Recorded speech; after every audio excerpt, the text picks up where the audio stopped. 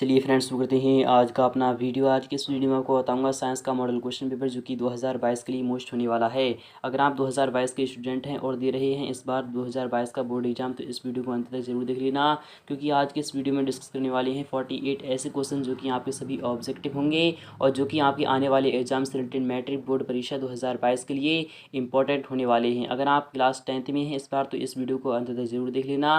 तो friends, question 1 आ चुका है, यहाँ सामने है। क्वेश्चन 1 क्या कह रहा है, आपको यहाँ पर देखना होगा कि वैज्ञानिक आंद्रे मैरी एम्पियर किस देश से संबंधित हैं। यानी कि जो वैज्ञानिक आंद्रे मैरी एम्पियर हैं वह किस देश से संबंधित हैं, यानी कि वह किस देश में रहते थे या फिर किस देश से बिलोंग करते थे। तो आपका जवाब क्या आना चाहिए? क्या ऑप्शन नंबर ए क्या इंग्लैंड होगा? क्या वह इंग्लैंड से यानी कि इंग्लैंड के निवासी थे? या फिर ऑप्शन नंबर बी क्या वह फ्रांस के थे? या फिर ऑप्शन नंबर सी नीदरलैंड के थे? या फिर ऑप्शन डी भारत के थे? तो आप सभी को पता होगा कि एम्पियर यानी कि जिसने विद्युत धारा की खोज की थी, तो उसे यानी कि जो एम्पियर उनका नाम था आंद्रे मैरी एम्पियर। तो काफ़ी ही बार पूछा जाता है कि यानी कि विद्युत धारा की खोज किसने की थी। तो विद्युत धारा की यानी कि जो खोज की थी वह की थी आंद्रे मैरी एम्पियर। तभी विद्युत धारा का मात्रक एम्पियर रखा गया उन्हीं के सम्मान में। इसलिए जो आपका जवाब क्या आना चाहिए फिलहाल कि यहाँ पर कह रहा है कि वैज्ञानिक आंद्रे मैरी एम्पियर किस देश से संबंधित है, तो आपका विकल्प होगा ऑप्शन नंबर बी यानी कि फ्रांस से संबंधित थे। इसलिए आपका विकल्प यहाँ पर बी वाला सही हो जाएगा। इसी तरह से अगर बात करें क्वेश्चन 2 की, पवनों का देश कहा जाता है, यानी कि जो हवा का देश कहा जाता है, कौन सा कहा जाता है? ऑप्शन नंबर ए क्या भारत पवनों का देश कहा जाता है? या फिर ऑप्शन नंबर बी फिनलैंड कहा जाता है? या फिर ऑप्शन सी डेनमार्क कहा जाता है? या फिर ऑप्शन डी अमेरिका कहा जाता है? तो आपको पता होगा कि पवनों का देश कहा जाता है। तो अगर आपको किसी भी क्वेश्चन का जवाब पहले से पता है तो उसका जवाब हमें कमेंट बॉक्स में जरूर बता देना, और वीडियो के लास्ट में हमें कमेंट करके बताना कि आपका कितना कोर्स रहा इसका। तो पवनों का जो देश है वह किसे कहा जाता है? तो आपका विकल्प हो जाएगा सी वाला, यानी कि डेनमार्क को क्या कहते हैं? पवनों का देश कहते हैं, क्योंकि वहाँ पर ऐसी हवाएं चलती हैं कि वहाँ हवा ही हवा चलती रहती है। इसलिए आपका विकल्प यहाँ पर सी वाला सही हो जाएगा। यहाँ पर अगर बात करें क्वेश्चन 3 की, चुंबकीय क्षेत्र एक ऐसी राशि है, यानी कि एक ऐसी राशि है जिसमें होती हैं ऑप्शन नंबर ए परिमाण होती हैं, ऑप्शन नंबर बी दिशा होती है, ऑप्शन सी परिमाण और दिशा दोनों होती हैं, या फिर ऑप्शन डी इनमें से कोई नहीं। तो आपका विकल्प क्या आना चाहिए? तो चुंबकीय क्षेत्र जो होता है वह एक ऐसी राशि होती है जिसमें परिमाण और दिशा दोनों ही होती हैं। इसलिए आपका विकल्प यहाँ पर ए और बी यानी कि दोनों, इसलिए आपका विकल्प यहाँ पर सी वाला सही हो जाएगा। इसी तरह से अगर बात करें क्वेश्चन 4 की, तो क्वेश्चन 4 भी काफ़ी महत्वपूर्ण है, लगभग हर साल आता है। इस बार ये पक्का फंसेगा कि नाइट्रोम में कौन कौन से तत्व होते हैं। तो आपका विकल्प है ऑप्शन ए निकेल एवं क्रोमियम, ऑप्शन बी नाइट्रोजन एवं कार्बन, ऑप्शन सी निकेल एवं कार्बन, ऑप्शन डी नाइलॉन एवं क्रोमियम। तो आपका विकल्प यहाँ पर कौन सा सही होना चाहिए कि नाइक्रोम में कौन कौन से तत्व होते हैं? तो आपका जो सही जवाब होगा वो होगा ऑप्शन नंबर यानी कि ए वाला आपका यहाँ पर सही हो जाएगा। निकेल एवं क्रोमियम को मिलकर ही नाइक्रोम बनता है, यानी कि आपका विकल्प यहाँ पर ए वाला सही हो जाएगा। निकेल और क्रोमियम का जब यानी कि मिश्रण किया जाता है तभी नाइक्रोम का तार बनता है, इसलिए आपका विकल्प यहाँ पर ए वाला सही हो जाएगा। इसी तरह से अगर बात करें क्वेश्चन 5 की, कि इलेक्ट्रॉन पर कितना आवेश होता है। Option A 1.6 into 10⁻19 coulomb, option number B 0.16 into 10⁻19 coulomb, option C 16 into 10⁻−19 coulomb, option number D 1.6 into 10⁻−19 coulomb. तो आपका विकल्प यहाँ पर कौन सा आना चाहिए? तो क्वेश्चन 5 का जो आपका सही जवाब होगा वो होगा ऑप्शन नंबर डी यानी कि 1.6 इंटू 10⁻−19 कूलॉम। आपका विकल्प यहाँ पर डी वाला बिल्कुल सही हो चुका है। इसी तरह से अगर बात करें क्वेश्चन नंबर 6 की, तो क्वेश्चन 6 भी काफ़ी महत्वपूर्ण है, लगभग हर साल आता है। इस बार ये पक्का फंसेगा कि जूल प्रति कूलाम किसके बराबर होता है। ऑप्शन ए ओम के, ऑप्शन बी वोल्ट के, ऑप्शन सी एम्पियर के, या फिर किलोवाट घंटा के। तो आपका विकल्प यहाँ पर कौन सा आना चाहिए? यानी जूल प्रति कूलाम कह रहा है, तो जूल यानी कार्य का मात्रक क्या होता है? जूल होता है, यानी कि डब्ल्यू आपका यहाँ पर ऊपर आ जाएगा। तो डब्ल्यू बटा क्यू किसका होता है? तो आपको पता होगा कि बी इक्वल टू आपका क्या होता है? तो वी इक्वल टू आपका होता है डब्ल्यू बटा क्यू। तो यानी कि बी इक्वल टू यानी कि वी क्यू, तो बी क्यू या W equal to V Q होता है। तो आप सभी जानते होंगे, यानी कि वोल्ट का आपका विकल्प यहाँ पर बी वाला सही हो चुका है, यानी कि वोल्ट वोल्ट का जो मात्रक होता है वह जूल प्रति कूलाम होता है।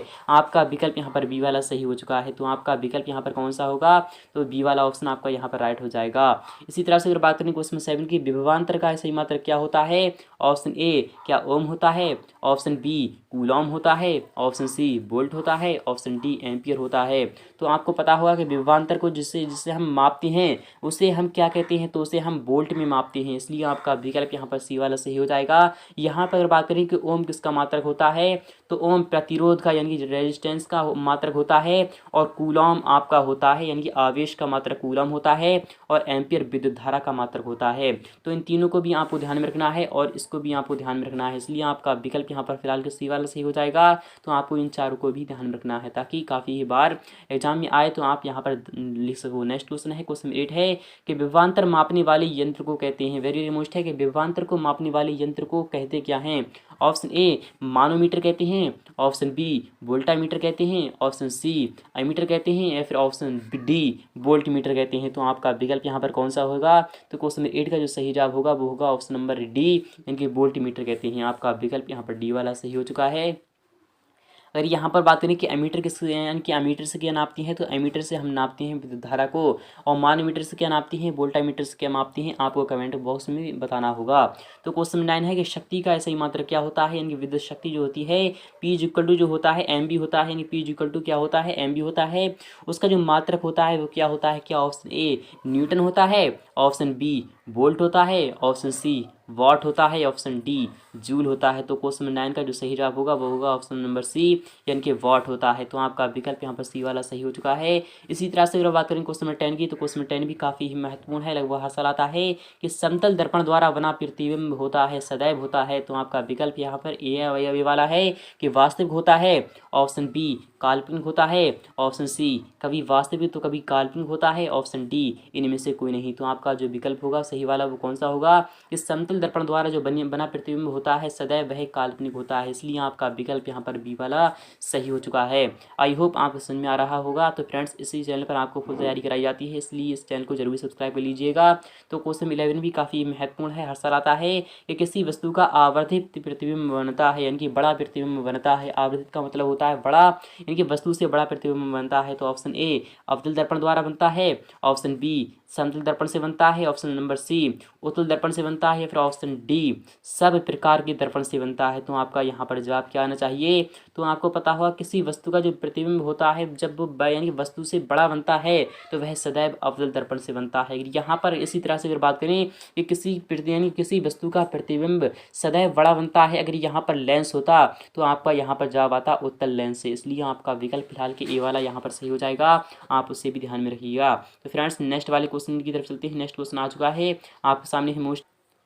तो फ्रेंड्स क्वेश्चन 12 भी आ चुका है आप सामने है, काफ़ी ही महत्वपूर्ण है, हर साल आता है, इस बारी पक्का फंसेगा कि हजामत यानी कि शेप बनाने के लिए प्रयोग किया जाता है। क्या किया जाता है, ऑप्शन ए उत्तल दर्पण को प्रयोग किया जाता है, ऑप्शन नंबर बी अवतल दर्पण को उपयोग किया जाता है, या फिर ऑप्शन सी समतल दर्पण का उपयोग किया जाता है, या फिर ऑप्शन डी उपयुक्त तीनों। तो आपका जो विकल्प होगा वो कौन सा होगा, तो हजामत यानी कि शेप बनाने के लिए जो प्रयोग करते हैं नाई लोग वह कौन सा यानी कि दर्पण होता है। तो क्वेश्चन 12 का जो सही जवाब होगा वो होगा ऑप्शन नंबर बी यानी कि अवतल दर्पण का उपयोग किया जाता है। तो आपका विकल्प यहाँ पर बी वाला सही हो चुका है, यानी कौन से मिरर, आपका विकल्प बी वाला सही हो चुका है।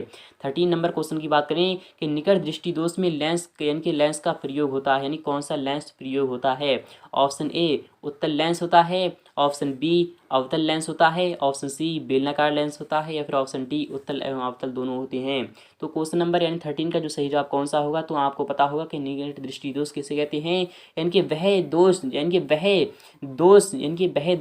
जो कि जिसमें मनुष्य को निकट का तो स्पष्ट रूप से दिखाई देता है परंतु दूर का स्पष्ट रूप से दिखाई नहीं देता, उसे हम निकट दृष्टि दोष कहते हैं। तो उसके निवारण के लिए हम किसका उपयोग करते हैं, तो आपका विकल्प जो होगा तो बी वाला ऑप्शन सही हो जाएगा, यानी कि अवतल लेंस का उपयोग करते हैं, क्योंकि अवतल लेंस एक ऐसा लेंस है जिससे पास का तो नहीं बट दूर का जरूर दिखता है। इसलिए आपका विकल्प यहाँ पर बी वाला सही हो जाएगा। क्वेश्चन 14 की बात करें कि धारा मापने के लिए यंत्र को कहते हैं, तो जैसा कि मैंने अभी भी क्वेश्चन में बताया था कि यानी कि एमीटर जो होता है तो एमीटर द्वारा हम धारा को मापते हैं, यानी कि विद्युत धारा को मापते हैं। इसलिए आपका विकल्प यहाँ पर ए वाला सही हो जाएगा, यानी कि एमीटर द्वारा हम क्या मापते हैं, तो एमीटर द्वारा हम मापते हैं विद्युत धारा को। क्योंकि यहाँ पर यंत्र की बात हो रही है, आपका यहाँ पर जवाब क्या आना चाहिए, तो ऑप्शन नंबर आपका ए वाला सही हो जाएगा। क्योंकि एमीटर द्वारा हम विद्युत धारा को मापते हैं और वोल्ट मीटर द्वारा हम क्या मापते हैं, तो वोल्ट मीटर द्वारा हम विभव या और विभवांतर को मापते हैं। और कूलाम को हम आवेश में मापते हैं। इनके आवेश का जो मात्रक होता है वह कूलाम होता है, यह एक मात्रक है। बट जो हम मापते हैं यानी कि जो आवेश को जो हम मापते हैं तो वह किसी और में मापते हैं, तो उसका जवाब आपको देना होगा। और एम्पियर क्या है, तो विद्युत धारा का मात्रक जो होता है वह एम्पियर होता है। बट यहाँ पर यंत्र की बात हो रही है, आपको यहाँ पर स्पष्ट रूप से देना होगा, यानी कि एमीटर द्वारा हम मापते हैं, विद्युत धारा को मापते हैं, क्योंकि यहाँ पर यंत्र की बात हो रही है। और यहाँ पर ऐसा ही मात्रक की बात होती तो हम एम्पियर लगाते, इसलिए फिलहाल क्या आपका विकल्प ए वाला सही हो जाएगा। नेक्स्ट क्वेश्चन है, क्वेश्चन 15 है कि डायनामो से किस प्रकार की धारा प्राप्त होती है। ऑप्शन ए दिष्ट धारा प्राप्त होती है, यानी कि डायरेक्ट करंट प्राप्त होता है, या फिर ऑप्शन नंबर बी प्रत्यावर्ती धारा प्राप्त होती है, या फिर ऑप्शन डी दोनों धाराएं प्राप्त होती हैं, या फिर ऑप्शन नंबर डी इनमें से कोई नहीं। तो क्वेश्चन 15 का जो सही जवाब होगा वो होगा सी, यानी कि दोनों धाराएं प्राप्त होती हैं, यानी कि दिष्ट धारा और प्रत्यावर्ती धारा दोनों ही प्राप्त होती हैं। तो आपका विकल्प सी वाला सही हो चुका है। इसी तरह से अगर बात करें क्वेश्चन 16 की, तो मैंने अभी भी आपको बताया है कि आवेश का मात्रक क्या होता है, तो आवेश का मात्रक आपका कूलॉम होता है। आपका विकल्प यहाँ पर ए वाला मैच कर चुका है। यहाँ पर बात करें कि वॉट किसका होता है, तो वॉट मैंने बताया था अभी भी कि शक्ति का मात्रक वॉट होता है, और एम्पियर विद्युत धारा का होता है, वोल्ट विभव और विभवांतर का होता है। क्वेश्चन 17 है कि नवीकरणीय ऊर्जा का स्रोत कौन सा है। ऑप्शन ए नाभिकीय ऊर्जा है, ऑप्शन बी सौर ऊर्जा है, ऑप्शन सी कोयले से प्राप्त ऊर्जा है, ऑप्शन नंबर डी प्राकृतिक गैस से प्राप्त ऊर्जा है। तो क्वेश्चन 17 का जो सही जवाब होगा तो वो कौन सा होगा, ऑप्शन नंबर बी, यानी कि सौर ऊर्जा जो है वह प्राकृतिक यानी नवीकरणीय ऊर्जा है, वह कभी भी खत्म नहीं हो सकती, इसलिए आपका विकल्प यहाँ पर बी वाला बिल्कुल सही हो जाएगा।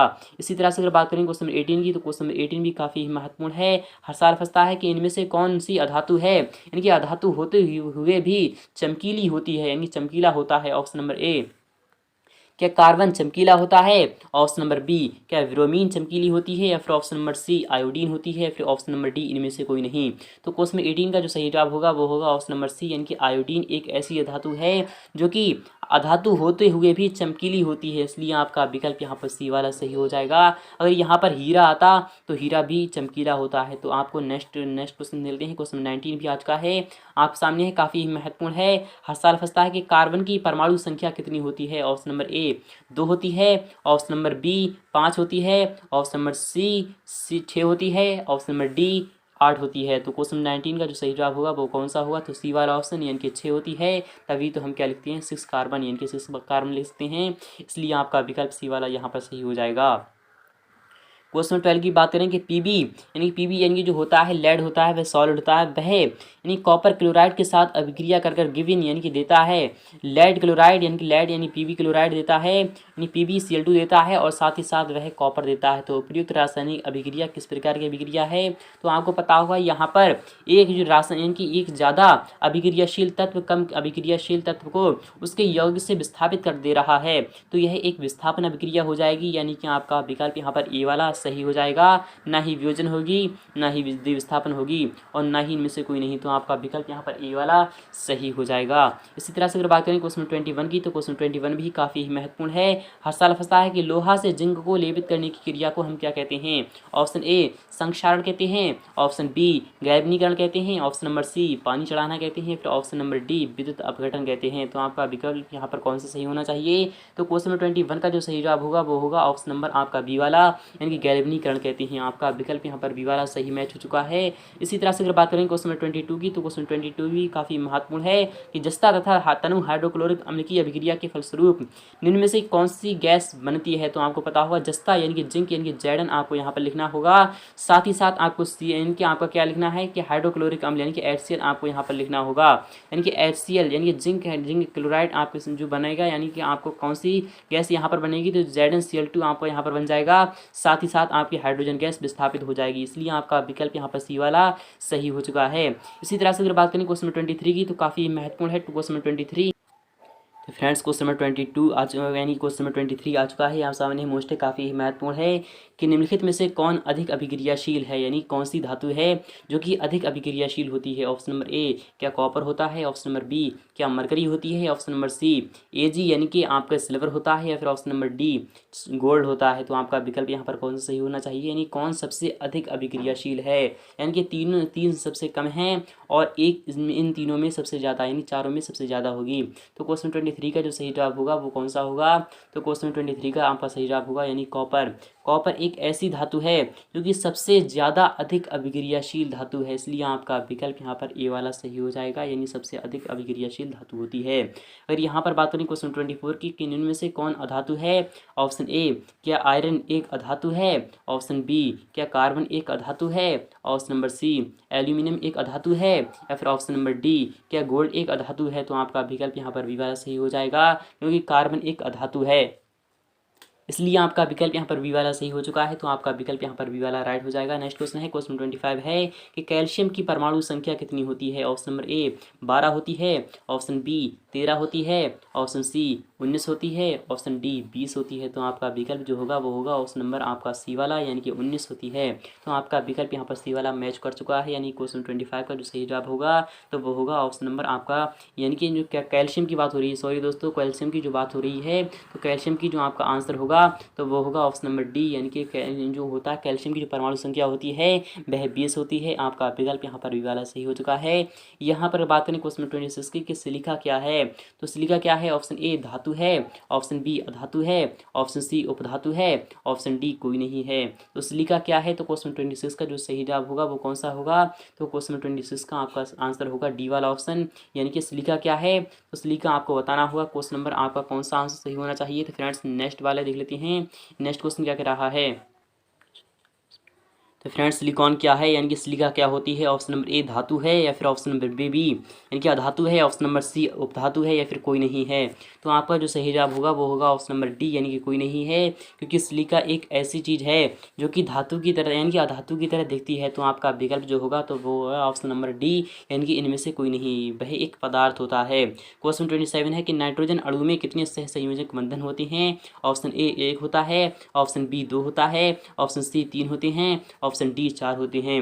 नाइट्रोजन एक ऐसा अणु है जिसमें कि 3 यानी कि कितने सहसंयोजक बंध होते हैं, तो क्वेश्चन 27 का आपका आंसर होगा सी वाला ऑप्शन, यानी कि 3 सहसंयोजक बंधन होते हैं, इसलिए आपका विकल्प यहाँ पर सी वाला सही हो चुका है। इसी तरह से अगर बात करें क्वेश्चन 28 की कि संगमरमर यानी कि संगमरमर का रासायनिक सूत्र क्या होता है। ऑप्शन ए कैल्शियम कार्बोनेट होता है, ऑप्शन बी मैग्नीशियम बाइकार्बोनेट होता है, option number C calcium bicarbonate होता है, या फिर आपका मैग्नीशियम कार्बोनेट होता है। तो आपका विकल्प यहाँ पर कौन सा सही होगा, तो क्वेश्चन 28 का जो सही जवाब होगा वो होगा यानी कि कैल्शियम कार्बोनेट, यानी कि चूना पत्थर जिसे हम कहते हैं उसी को हम संगमरमर कहते हैं, इसलिए आपका विकल्प यहाँ पर ए वाला सही मैच कर रहा है। तो आपका विकल्प यहाँ पर ए वाला सही हो जाएगा। इसी तरह से अगर बात करें क्वेश्चन 29 की, तो क्वेश्चन 29 भी आपका काफ़ी महत्वपूर्ण है कि सोडियम कार्बोनेट का अणु सूत्र क्या है। तो ऑप्शन नंबर ए Na2CO3 है, ऑप्शन नंबर बी NaHCO3 है, या फिर Na2CO2 है, या फिर ऑप्शन नंबर डी NaCl है।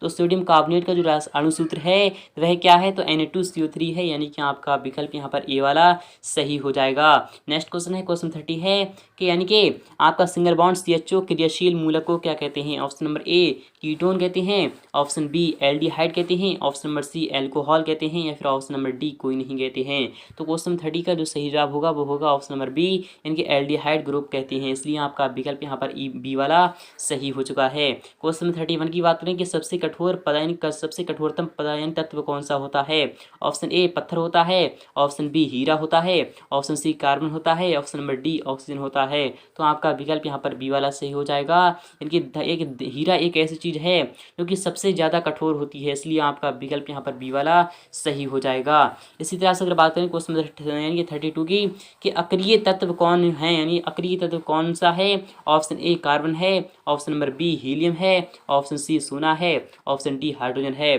तो अक्रिय तत्व जो है वह कौन सा है, क्वेश्चन 32 का आपका आंसर होगा तो वो होगा आपका ऑप्शन नंबर बी, यानी कि हीलियम एक अक्रिय तत्व है, इसलिए आपका विकल्प यहाँ पर बी वाला सही हो जाएगा।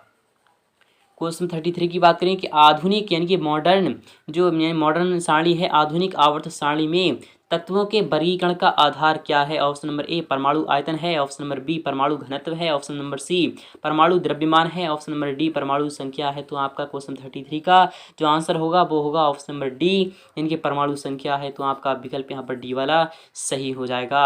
इसी तरह से अगर बात करें क्वेश्चन 34 की कि हीलियम कैसा तत्व है, तो ऑप्शन नंबर ए है अक्रिय है, ऑप्शन नंबर बी क्रियाशील है, ऑप्शन नंबर सी सक्रिय है, ऑप्शन नंबर डी उदासीन है। तो क्वेश्चन 34 का जो आपका सही जवाब होगा तो वह कौन सा होगा? मैंने अभी भी आपको बताया है कि कौन सा तत्व यानी कि अक्रिय है, तो वह हीलियम है, इसलिए आपका विकल्प यहाँ पर ए वाला सही हो जाएगा। क्वेश्चन 35 की बात करें कि निषेचन क्रिया के पश्चात युग्मनज में क्या बनता है? ऑप्शन नंबर ए बीज बनता है, ऑप्शन नंबर बी भ्रूण बनता है, ऑप्शन नंबर सी खून का थक्का बनता है, या फिर ऑप्शन नंबर डी इनमें से सभी। तो क्वेश्चन 35 का जो सही जवाब होगा वह कौन सा होगा? क्वेश्चन 35 का आपका आंसर होगा इनके भ्रूण बनता है। आपका विकल्प यहाँ पर बी वाला सही हो जाएगा। इसी तरह से बात करें क्वेश्चन 36 की कि अवशेषी अंग का उदाहरण क्या है? ऑप्शन नंबर ए कर्णपल्लव की पेशियां हैं, ऑप्शन नंबर बी पुच्छ यानी कशेरुकाएं हैं, ऑप्शन नंबर सी निषेचक पटल है, ऑप्शन नंबर डी इनमें से सभी। तो आपका जो विकल्प होगा वह कौन सा होगा? 38 क्वेश्चन नंबर आपका जो आंसर होगा तो वो होगा यानी कि इनमें से सभी। तो यानी कि अंग अवशेषी अंग का उदाहरण है तो ये सभी हैं, यानी कि आपका विकल्प यहाँ पर डी वाला सही हो जाएगा। तो फ्रेंड्स नेक्स्ट क्वेश्चन लेते हैं। क्वेश्चन 39 में आपका 37 भी आ चुका है आप सामने है।